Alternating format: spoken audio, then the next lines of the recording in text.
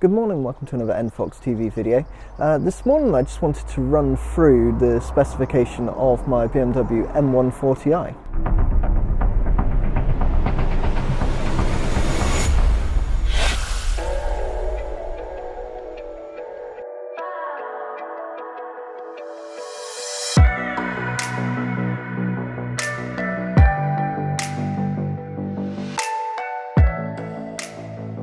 The first thing to note is it's a Shadow Edition, which basically means you get these black kidney grills.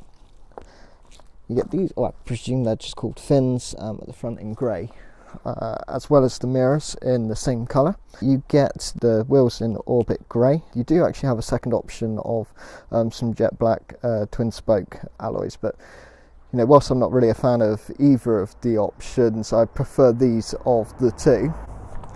And also on the rear you'll get the chrome tips, and you also get rear parking sensors as part of the Shadow Edition.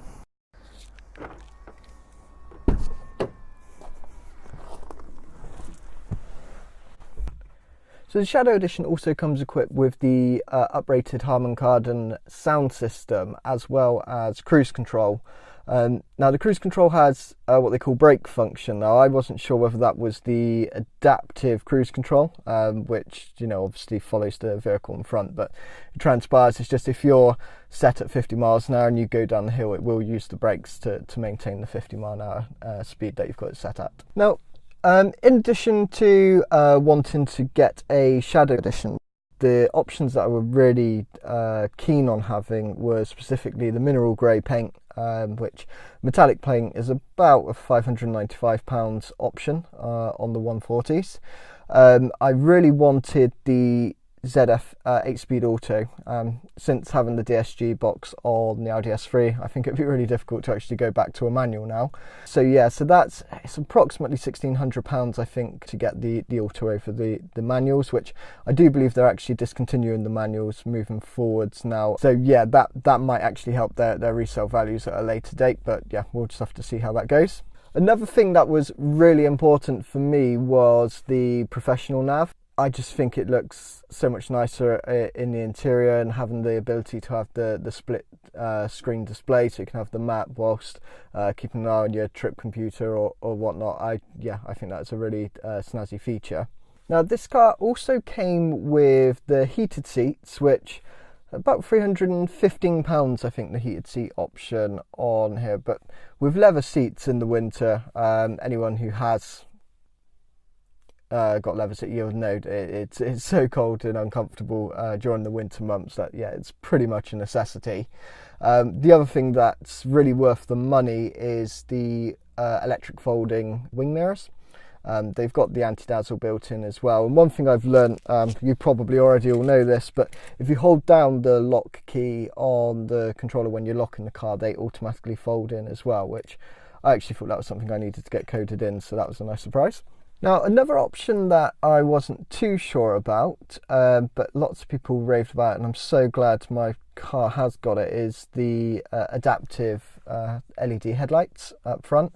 So they are £495, but yeah, basically they'll follow the road as you're going. So with me living in the countryside, going down country lanes, you know, as you're turning, the lights are kind of almost looking around the corner for you. So yeah, really handy little feature. And the other option that did come with the car, which I definitely wouldn't have spec'd if I actually built the car from scratch, and that's the parking sensors on the front. Now I think it's nearly £300 for that option, and because you've got the rear parking sensors anyway, I don't really see the point for the front ones, but they're on there. They don't particularly annoy me. You can switch them off on the button down here if you need to. So yeah, so that's the spec of my car. Now as I said, because I actually bought this one as a pre-registered one, it was the only mineral grey pre-registered car in the country at the time, so for the most part it's got all of the things that I really wanted. There were some kind of questionable options, namely being the adaptive suspension. Now I've heard so many arguments either way on whether it's the right thing to do or not. So I'd be interested to hear any of your feedback if you do have the adaptive suspension. But that's something I probably would have spec'd if I went for, you know, a new build car. But yeah, like I said, the reviews on it have just been so mixed. Some people say you just can't spec the car without it. Others said, yeah, quite the opposite. So yeah, I'd be interested to hear your views on it. Other options, you can get the electric seats on here, but again, it's about 650 odd pounds. And because I'm the only person driving the car, you get so much flexibility in terms of the adjustment on the seat that, yeah, I've got it in a position that I'm very happy with, and no one else will be driving it, so there's no reason that it should change. Also told as well that the seats should sit actually slightly lower non-electric, and, you know, the weight saving there as well. But yeah, overall, really happy with the specification of my car. Again, if there's any videos that you'd like to see on the car, anything that you don't think is covered, please do let me know in the comments. If you do have adaptive suspension, yeah, I'm really keen to get some more people's feedbacks on whether it's actually worth going for or not. So yeah, please message me in the comments or let me know on Instagram, because I'm really keen to find out people's views. But as always, thanks again for watching. Please give us a thumbs up and subscribe if you haven't already, and I'll catch you guys soon.